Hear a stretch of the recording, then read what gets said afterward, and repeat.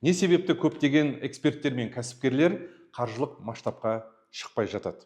Көптеген әрекеттер жасайды, бір проекттер бастайды, білім алады, бір тренинг курстар өтеді, психологқа да барады. В общем, анан барлығын өтіп алады да, бірақ бір орында тұрып қалады, табысы артпайды. Бұл кезеңдерден өзімде өттім, бір қаржылық потолокқа тіреліп қалып, состоянием выгорания болып, қарым қатынасым әлсіреп, өз отбасымды сақтап қалдым.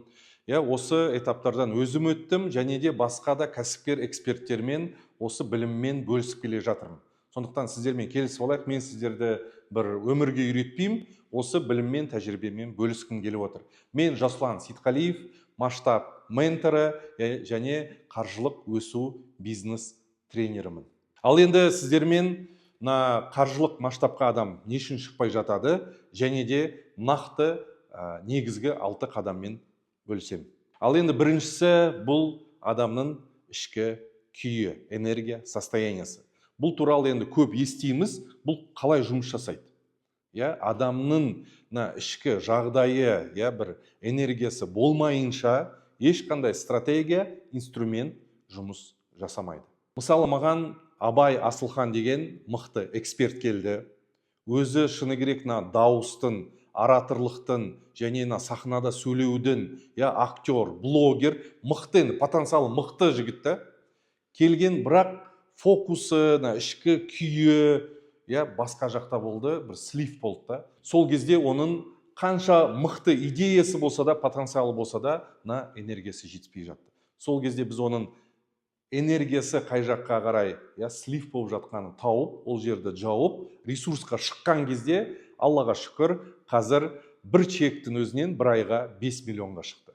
Өйткені адамның ішкі күйі. Мысалы, сіз өзіңіздің ең мықты деген көлігіңізді, машинаңызды ойлаңыз, егер де ол қанша жерде мықты болса, бензин құйылмаса, энергия болмаса, ол жүрмейді. Сол сияқты ең бірінші осыған көңіл аудару. Екінші қадам бұл адамның өзінің іштен шығатын мақсаты, стратегиясы. Арманы бар, өзінің құндылығы бар, өзінің бір алға қарай деген бір бағыты бар, векторы бар.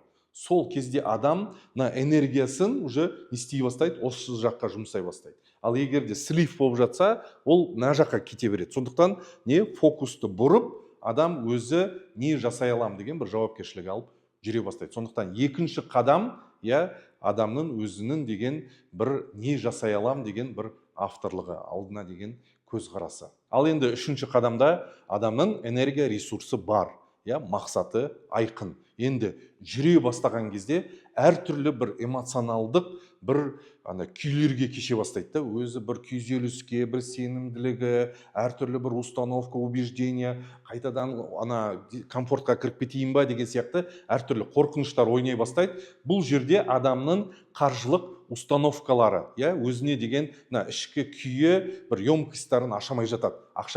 Үлкен ақшаға рұқсат бермей жатады, әртүрлі убеждениялар шығады. Сол кезде адам ішкі күйін бір жақсарту үшін қайттан қолымды бір сермейін ба дейді. Жоқ, бұл кезде нақты установкаларын анықтап, жүре бастаған кезде кішкентай қадамдармен жетістіктерге, жеңістерге жетіп, сенімділігі арта бастайды. Ал енді қалған 3 қадаммен мен осы WhatsApp чатта сіздермен жомарт түрде тегін бөлісетін боламын. Және де әртүрлі бір техникалармен, практикалармен, өзімнің стратегиялармен, тәжірибеммен бөлісуге ниеттімін. Сондықтан осы WhatsApp чатта болыңыздар, өздеріңізге бір не кедергі болып жатыр, өздеріңіздің бір қадамдарыңызды көргілеріңіз келсе, өздеріңізге бір диагностика жасап, өздеріңіз қай жаққа қарай масштабқа не кедергі болып жатыр, және не көмектеседі деген сұрақтарды Алланың қалауымен осы WhatsApp чатта алатын боласыздар. Жеңімпаз достар, масштабқа шығып,